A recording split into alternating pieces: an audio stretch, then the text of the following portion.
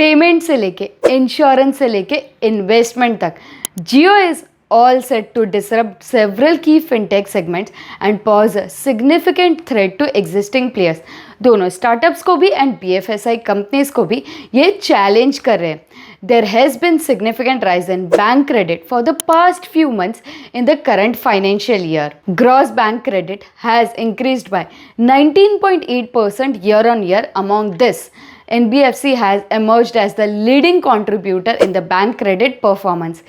NBFC has grown by 25.8% year on year as compared to last period. नमस्ते. मुझे पता है कि पैसा बचाना और इन्वेस्ट करना कोई खाने का खेल नहीं और इसलिए हम इससे दूर भागते, लेकिन अब नहीं. मैं हूँ ब्राह्मी कपासी और मैं आपको हेल्प करूँगी फाइनेंसेस मैनेज करने, इन्वेस्टमेंट्स के लिए रिसर्च करने और अपने पैसे को बेटर वे में ग्रो करने में.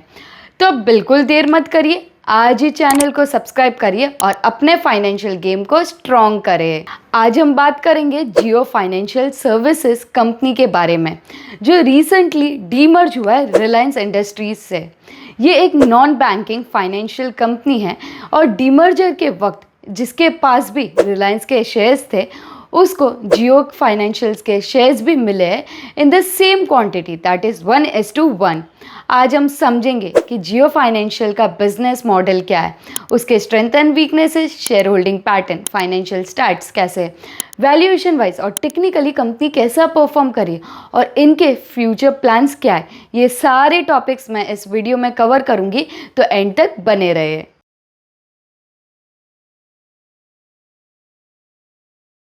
तो चलो शुरू करते हैं.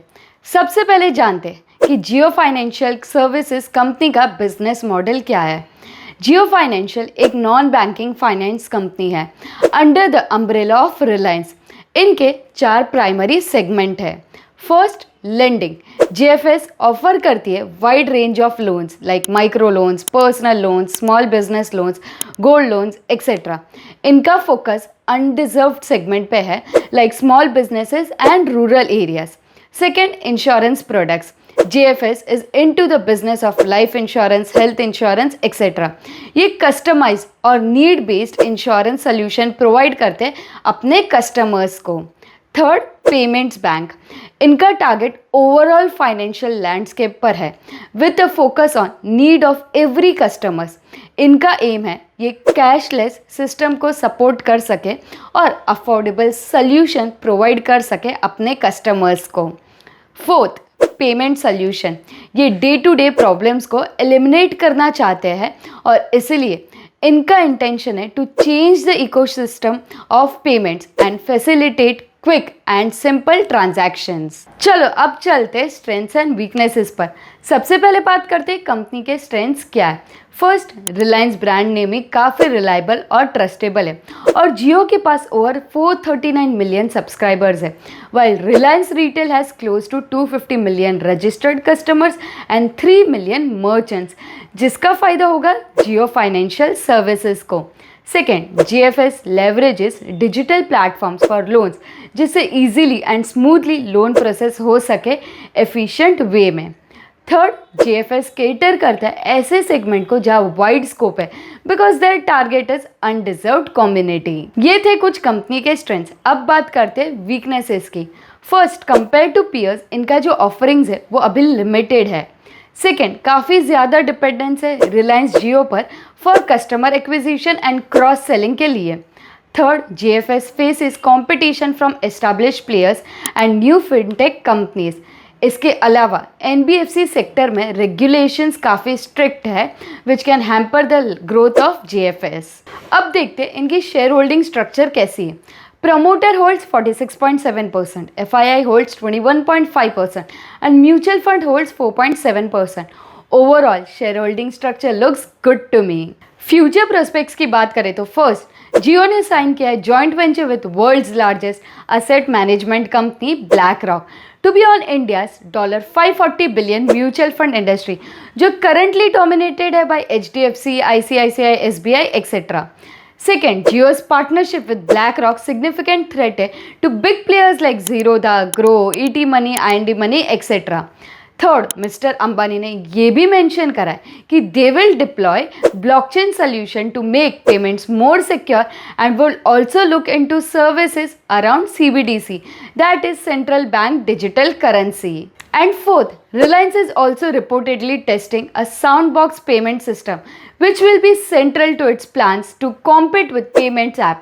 और ये डायरेक्ट चैलेंज करता है बिग कंपनीज लाइक गूगल पे, पेटीएम, फोन पे एक्सेट्रा. अब आते हैं सबसे इंपॉर्टेंट पार्ट पे जहाँ हम डिस्कस करेंगे कंपनी के फाइनेंशियल्स, वैल्यूएशंस और टेक्निकल चार्ट्स को. 5 years compounded sales growth is 72% and compounded profit growth is 60%. Company का ROE और ROC that is return on equity और रिटर्न ऑन कैपिटल एम्प्लॉयड काफ़ी लो है. Overall financial looks below average to me. Valuation की बात करें तो काफ़ी हाई वैल्यू पे स्टॉक ट्रेड हो रहा है. डेली टाइम फ्रेम देखें तो स्टॉक अभी डाउन ट्रेंड में एज स्टॉक ने अभी हायर लो बनाया है. मैकडी ऊपर से नीचे सिग्नल लाइन को क्रॉस कर रही है इंडिकेटिंग बेरिश मोमेंटम और बाकी इंडिकेटर्स भी नेगेटिव है. इससे पता चलता है कि शॉर्ट टर्म में स्टॉक प्राइस फॉल हो सकती है. या तो ये डाउन ट्रेंड कंटिन्यू कर सकता है या फिर साइडवेज ट्रेंड में आ सकता है. टेक्निकली देखें तो शॉर्ट टर्म में प्रॉफिट बुकिंग सिनेरियो हम देख सकते हैं. लॉन्ग टर्म में I am bullish on this stock because इनका पेरेंटिंग स्ट्रॉन्ग है, प्लस ये ब्लैक रॉक के साथ टाइप के प्लान कर रहे हैं and various industries like mutual fund, insurance, payment industries को चैलेंज कर सकते हैं. क्योंकि अभी तक कोई क्लियर इंडिकेशन नहीं है, ये 50-50 हो सकता है, ईदर विन विन और विन लूज कंडीशन. अगला इन डेप्थ वीडियो कौन सी कंपनी पे चाहिए, डू कमेंट डाउन. अगर आपको मेरा रिसर्च वैल्यूएबल लगा हो तो लाइक करें, शेयर करें और सब्सक्राइब करना ना भूलें. अगर आपके कोई भी सजेशंस या फीडबैक हो तो कमेंट में ज़रूर बताना. मिलते हैं अगली वीडियो में. Happy trading and happy investing.